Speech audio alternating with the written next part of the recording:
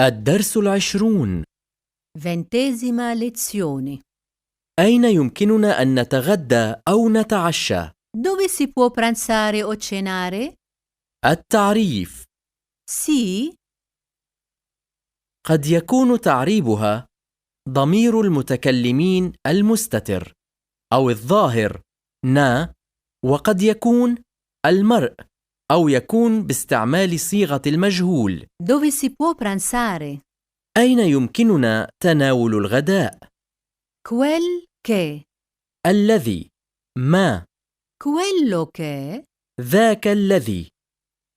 يصرف الفعل bere, شرب للزمن الحاضر على النحو التالي: bevo, bevi, beve, beviamo, bevete, bevono.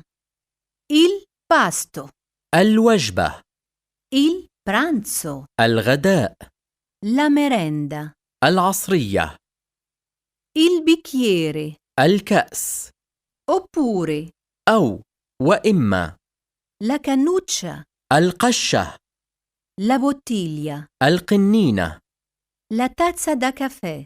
فنجان للقهوة. Bere a piccoli sorsi. شرب بجرعات صغيرة. La mancia. منحة إكرامية. Pranzare. Cenare.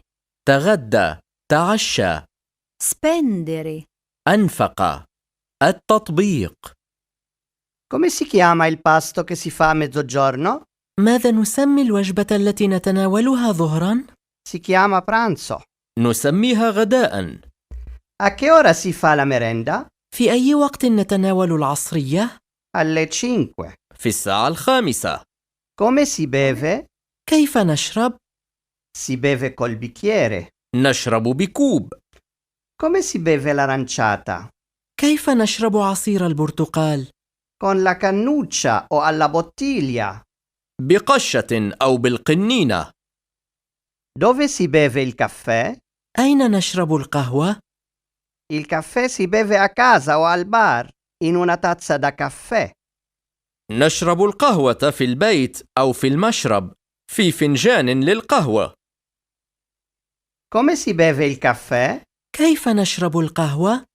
Si beve a piccoli sorsi. نشربها بجرعات صغيرة. Si dà la mancia al bar? هل نعطي إكرامية في المشرب؟ Dipende dal bar e dal cliente. يرتبط ذلك بالمشرب والزبون. Dove si può pranzare o cenare? أين يمكننا أن نتغدى أو نتعشى؟ Si può pranzare o cenare al ristorante. يمكننا أن نتغدى أو نتعشى في المطعم. Vi si mangia bene? هل نأكل فيه جيداً؟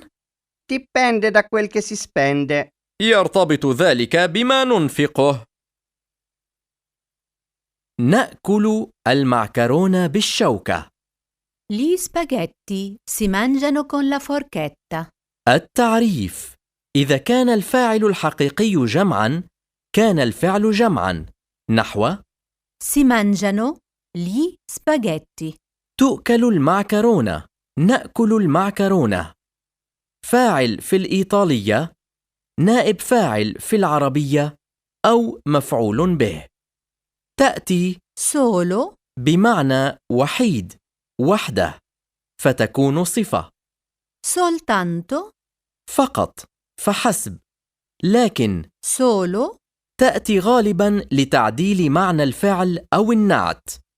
اسم المفعول من الفعل mettere, وضع هو messo. موضوع.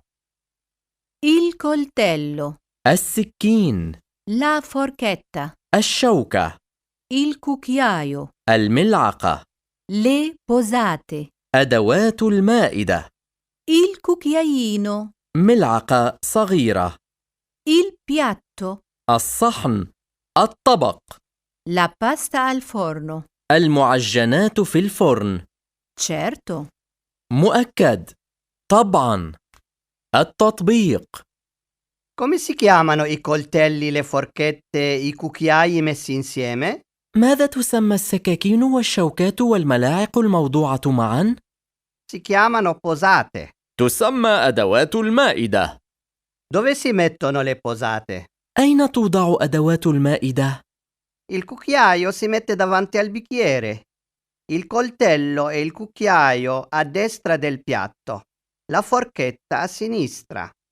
توضع ملعقة القهوة أمام الكوب، والسكين والملعقة إلى يمين الصحن، والشوكة إلى اليسار.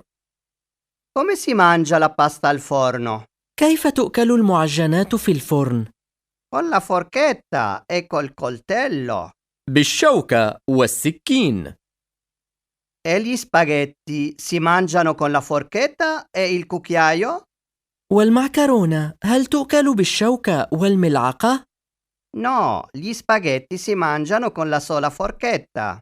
لا، تؤكل بالشوكة فقط. Come? È impossibile mangiare gli spaghetti soltanto con la forchetta. كيف؟ يستحيل أكل المعكرونة بالشوكة فقط. Non è impossibile. È difficile, certo, ma in Italia si mangiano così. إنه غير مستحيل، إنه صعب بالتأكيد، ولكن في إيطاليا نأكلها هكذا. ملاحظات: يجب الانتباه لأن الفعل يتبع الفاعل الحقيقي. C'è un libro. يوجد كتاب. Ci sono 2 libri. يوجد كتابان. Mi piace il cinema. أحب السينما. Mi piacciono gli spaghetti. أحب المعكرونات. Ci vuole molta esperienza. نحتاج إلى كثير من الخبرة. Ci vogliono molti soldi. نحتاج إلى كثير من المال. Si vede il mare. نرى البحر. Si vedono le montagne. نرى الجبال. يكثر استعمال Si في عبارات طريفة كثيرة، وهكذا نجد في قسم الإعلانات الصغيرة في الصحف أن زاوية الشقق المعدة للإيجار هي affittasi. أو Affittansi. ويتألف هذا اللفظ الغريب من Si affitta un appartamento. نؤجر شقة أو تؤجر شقة. Si affittano 2 camere. نؤجر غرفتين أو تؤجر غرفتان. وما Affittasi. Affittansi. أخيراً إلا صيغتان قديمتان تحتويان Si غير الشخصية بعد الفعل، تخدمان المعلنين الذين يدفعون بذلك ثمن كلمة واحدة بدل 2.